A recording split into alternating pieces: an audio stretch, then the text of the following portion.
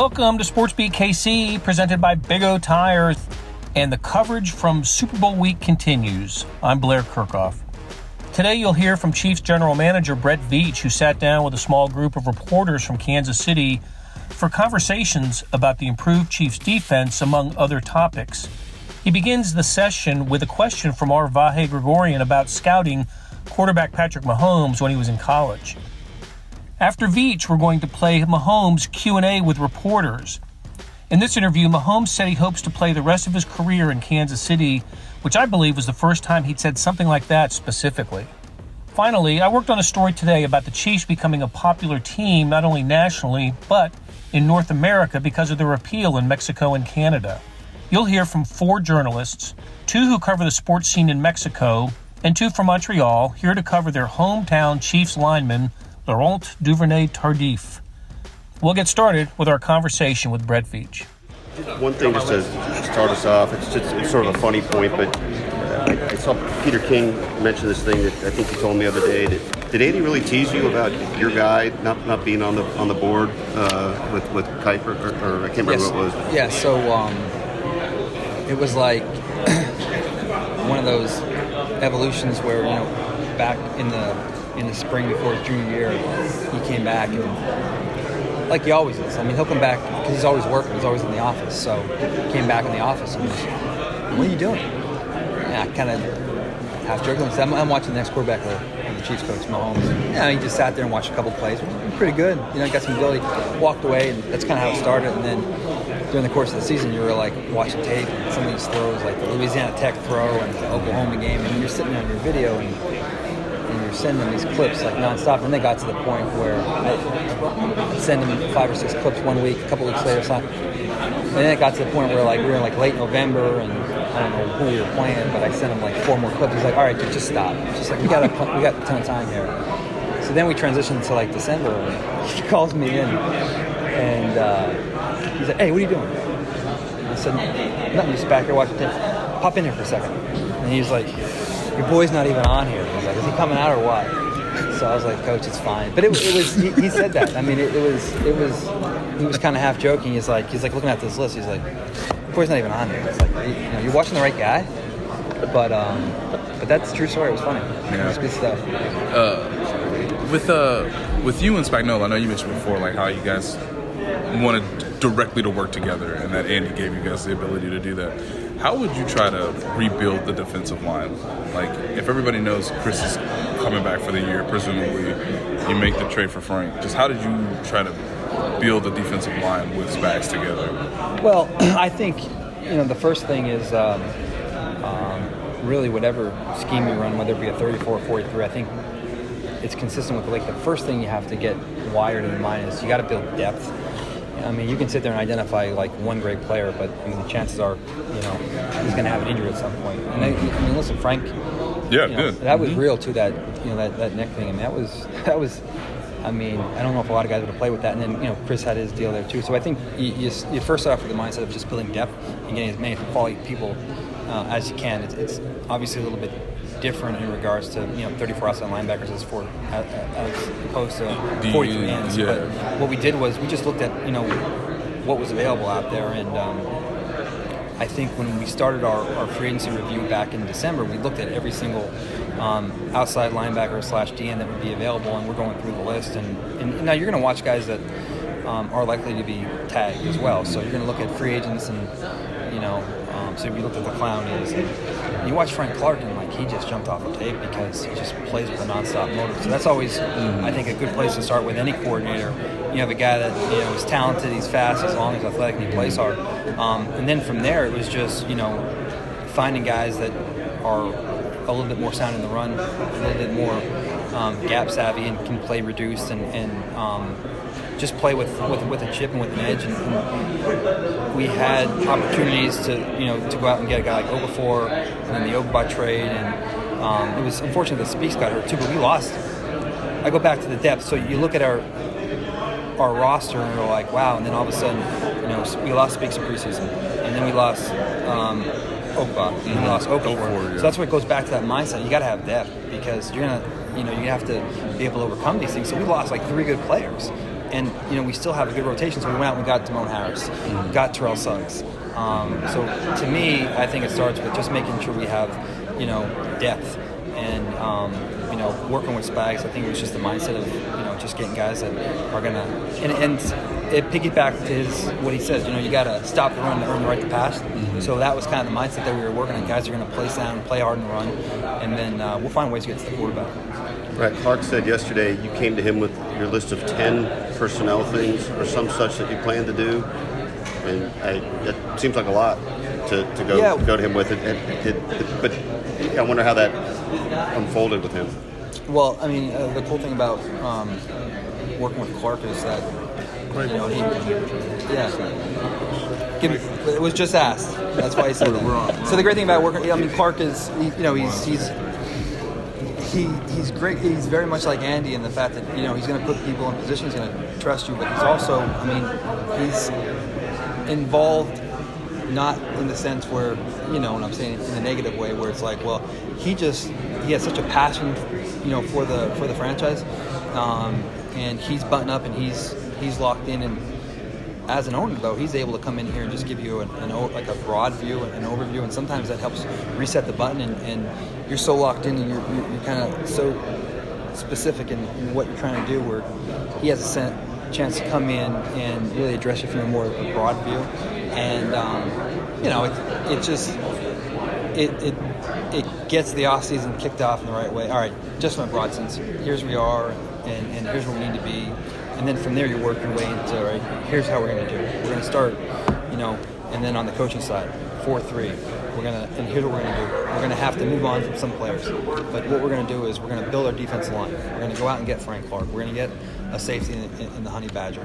We're going to work through the draft. And then we're going to make, cap savvy moves like, a Damian Wilson, a Bashad Breeland. Think about everyone will talk about Frank and the Honey Badger. Ogba, Okafor, Bashad Breeland, Damian Wilson, Shavarius War trade. But I think it's going through the layers, and sometimes you need a little luck. You need a trading partner to get a guy like Shavarius War. Guys like Frank Clark and Tyrann Mathieu, those were like detailed, execute. This is our mission. We're going to get these guys. But sometimes when you get those guys, the rest fall into place. And all of a sudden, because these guys know each other and they want to play each other, so you sign a Tyrann Mathieu, you sign a Frank Clark. Well, Damian Wilson, okay. He's in that market. You're in that. You need to sign a linebacker. He works out with these guys. Now all of a sudden, he wants to. He's watching these guys play on TV and national. I want to be with that. And Bashad Breeland, had the chance to bring him in before he signed with Green Bay. He wanted to be a part of that. So it kind of, you get one or two of these guys, and then it all kind of goes. How much does being here continue the idea of wanting to be a part of that? How much just being in the Super Bowl and having the season that you had and showing all the improvement on defense, can continue the people want to be here? Yeah, you would think. I think from where we were maybe like the first off season to last year, not even getting to the Super Bowl and having that kind of, I want to be a part of that. And this looks like a franchise that has great ownership, has a great head coach. They're stable. It's all about culture. And we didn't get there. Now all of a sudden, the next year getting there, hopefully win this thing. I think that it'll be kind of a double-edged sword where we're going to want a lot of people there. I just run out of money eventually, right? So it's another good problem to have, right? Yeah. Could you see with Patrick specifically? Could you see was there something that could tell you that last year that there it was something where people thought 50 touchdowns, 5,000 yards. Where's the room for improvement? What did you know about him through all your research that could tell you that he was going to continue to improve, even despite having one of the most impressive NFL seasons of all time? I think it's just the way he goes. And I know this has been said a lot too. Having Alex Smith in here that first year, just the way he prepped and the way he got himself ready. Going through that season last year and 50 touchdowns and 5,000 yards, it wasn't like he got to a point where it was like he was coming in 5 minutes later, where he's like, yeah, I'll get to that. It was like the same time, the same day. And so then you get into the off season and I mean, he could not wait to get the OTA started. It wasn't like, and you guys know after he had that season, I mean, he's doing SBs and this and that. You would think that just naturally you get into the mindset would be like, I'm gonna be a little late this day. Listen, I'm tired. A long weekend. It's not mandatory. Just give me one day off. He was chomping at the bit. I mean, he might have been in the facility like 2 days before OTAs. Like, man, I just can't wait to get this started. But when you're around that, you realize that this guy is just obsessed with being out there and getting better, never changing, and never letting all the accolades get to him. He just has a constant drive to just push himself. It's kind of rare. If your steering wheel has more traction than your actual tires, that's a big O no. Thankfully, for all your car's big O no's, there's always a big O yes. Now through February 2nd, buy 3, get 1 free on select sets of 4 Aspen Touring AS or Mesa AP2 brand tires with paid installation purchase. Big O Tires, the team you trust. Disposal fees extra and up to 10% shop fee based on non-discounted regular retail price not to exceed $35 where permitted. See store for pricing. Eligibility may vary. Not valid with other offers. At participating locations, no cash value. Hey, Patrick. As now a fellow professional athlete, what was the best advice that your dad ever gave you? And what is your favorite or some of your favorite memories of being in the clubhouse with him at a baseball team? I would imagine you were too young to remember the Twins. Yeah, my favorite memories were just taking and shagging BP and then taking BP with some of the guys that my dad played with, especially when he was on the Mets. I think that's when I really started first remembering a lot of things, and Mike Hampton and all those guys when I would go out there and shag, catch fly balls and stuff like that. And then the best advice that my dad and mom always gave me was just to be the best you can be. And that was in everything. If that was sports or if that was in class or whatever it was, just be the best person that you can be at that. Patrick, we saw last month you had the touchdown in Chicago and you counted to 10.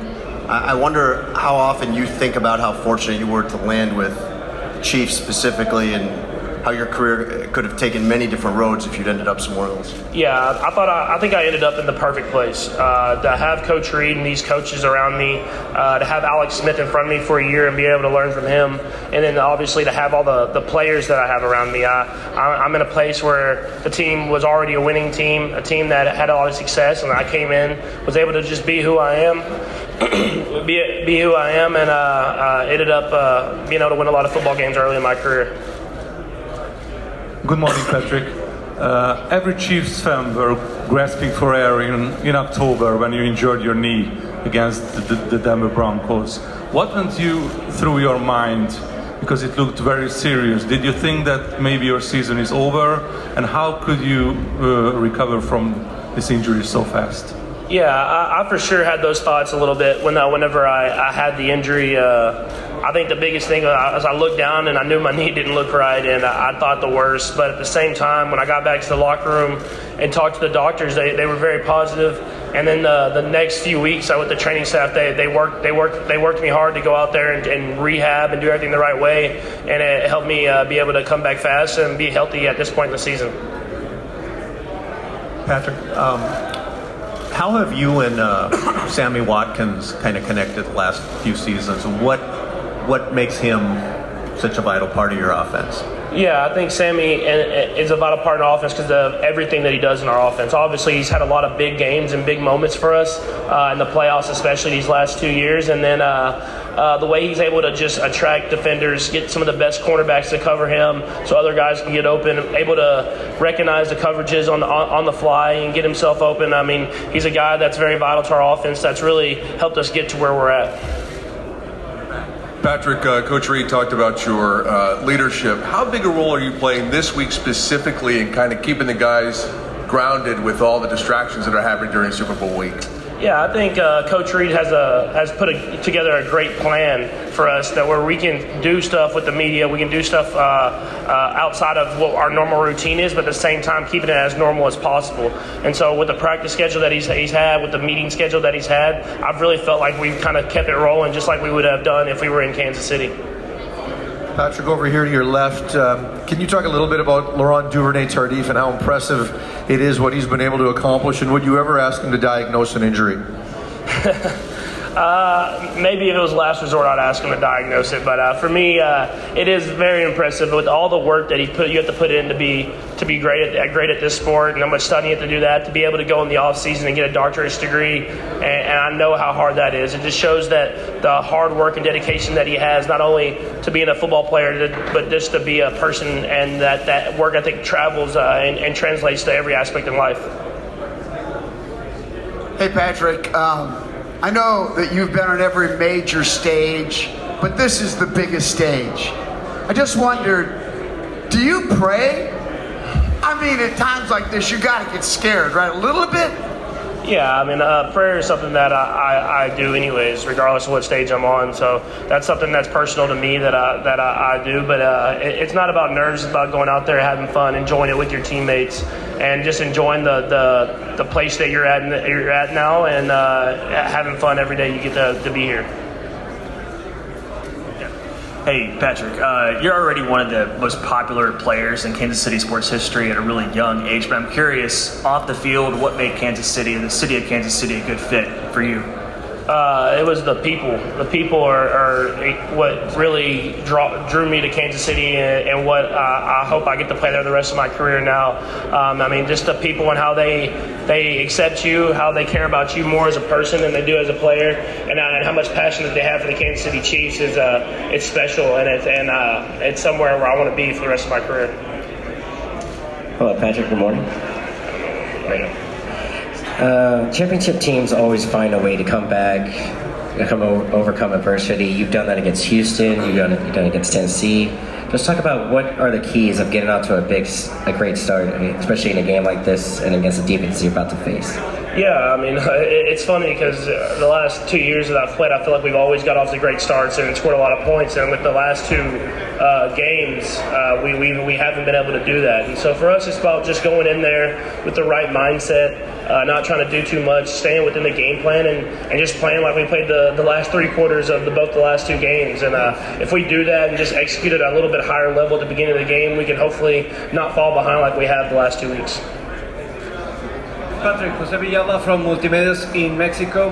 Both you and Jimmy Garoppolo, your winning percentage are very, very high. What do you think are the similarities for both of you, Jimmy Garoppolo and yourself, in terms of winning quarterback? What do you think makes both of you such winners?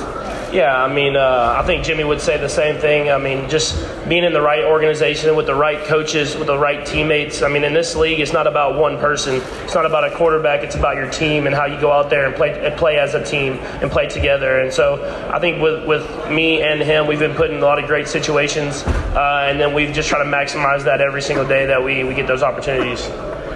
Hello. Good morning, Pat. Federico Olvera from Mexico City, for Radio 13. How do you consider having played baseball helps you to throw the ball effectively? And what do you think are the keys you guys have to do in order to win the next Sunday? Yeah, I think baseball helped me a ton just with being able to throw off platform, being able to just having to throw accurately across my body and whatever way possible to make plays. And I think that competitiveness and that kind of off platform stuff really helped out my game. And the keys to the game are going to be who takes care of the football, who goes out there, doesn't hurt themselves, and just execute at a high enough level. And that's every football game. And we understand that it's going to be a great challenge, and we're going to go out there and try to execute at a high enough level to find a way to win. Patrick, obviously the relationship between the quarterback and the center is important. How has your bond with Austin Ryder developed the last 2 years? Yeah, Austin's awesome, man. He's a good guy. He's someone that has really developed as a football player, especially with this year. And I think just having that relationship with the center and the whole offensive line is huge. And I feel like in this team, everybody's connected from defensive line, offensive line, all the way to the quarterback and running back, receiver, DBs. And so just having a team that the bond is that tight, it helps out a lot as the season goes on. Patrick, I know Andy Reid has helped you as a quarterback in your development. How has Mike Kafka helped you in your development as a quarterback with the Chiefs? Yeah, Coach Caff. I mean, he's a great coach. He's someone that he makes sure that I do whatever it takes every single day. He's every single day he's there to push me to be great, to push me to be better. And so sometimes I get mad at him because he's making me do stuff that I don't want to do. But he's making sure that I'm doing the fundamentals and preparing the right way every single day. And that you have to have someone like that will push you to be great if you want to go out there and have success in this league. Hey Patrick, Jacob from Fox Sports Mexico. Can you talk about the fact that you joined Dan Marino and Kurt Warner as the only quarterbacks to win MVP and make it to the Super Bowl in just your first 3 seasons in the league? Yeah, I mean, it's amazing. Anytime that you're mentioned with names like that, I mean, it is special. And so I understand that this is a great opportunity to be here, and I'm going to enjoy it and just go out there, have fun, and try to be the same guy that I am every other week of the year. Patrick, yesterday Rob Gronkowski said that he doesn't think there's a clear favorite for Sunday's game, but it feels like Kansas City might have to score on each drive if they have if they want to have a chance to win. But considering the Chiefs have a better scoring defense than the Niners, at least during the regular season, what do you think, or do you think that statement is a fair statement? Yeah, I mean, I think in any football game, you never know how the game's going to go. I mean, it could be a lot of points scored. It could be a no points scored. And I think it's all about how you find a way to win. And so we understand that there's 2 great offenses, there's 2 great defenses, great special teams units. I mean, that's why we're in this game. And so you don't know how the game's going to go, but whatever way it does, it's about finding a way to win when it does. Patrick, yesterday Damian Williams was telling us a story over there about you had him run down and close his eyes and throw a ball to him that he caught. Can you just give us a little idea of things like that you do in practice to kind of get these guys where you want them to be? Yeah, that's just something where we joke around and have fun at practice and do stuff like that. And I think Coach Reed lets us do stuff like that. And I think it's more about just seeing what we can do, seeing what we can't do, and then being able to go out there during the game and do the right things. And I think having a coach like Coach Reed who lets us show our personality, lets us have fun every single day, it keeps us loose and keeps us ready to go during game days. Hey, it's Blair. Hey, we have a special subscription offer for SportsBeat KC listeners. Unlimited digital access to the Kansas City Star's award-winning sports coverage. Sign up now for 1 year of Sports Pass for access to all the sports news, features, and columns we have to offer. And it's only $30. That's a 40% savings off our regular rate. For your convenience, your subscription will automatically renew after the initial term at $50 unless you tell us to cancel. A lot of subscription services won't tell you that. They'll just sneak it on there. We just told you. Your subscription helps support the sports coverage of kansascity.com and the Kansas City Star. Please visit kansascity.com/SportsBeatKC offer to get this special offer. And as always, thanks for listening. My name is Carlos Nava. I work for ESPN International. The Chiefs has been big, not one of the maybe top 10 teams in the Mexican NFL history. But lately, since Pat Mahomes arrived, maybe a few years later, Andy Reid, all this stuff, they have been growing up. Right now, Pat Mahomes maybe is one of the 3 top players well known in Mexico City. They have been known because everybody in Mexico loves the NFL. They know the history since the Hunt family to the first couple of Super Bowls and all of this. Even I haven't seen all this media in a Super Bowl without the Dallas Cowboys, maybe the Steelers, since several years ago. Wow, okay. And the fact when the Chiefs played in Mexico City this year, that helped generate the interest, did it not? Yeah. No, everybody was interested. Even I was asking some players what happened over there, and several of them told me, hey, the game in Mexico helped us to prepare for a week like this or maybe playoff, because it was a regular game, but it wasn't a regular game. It was an international game, and we didn't see that even in London.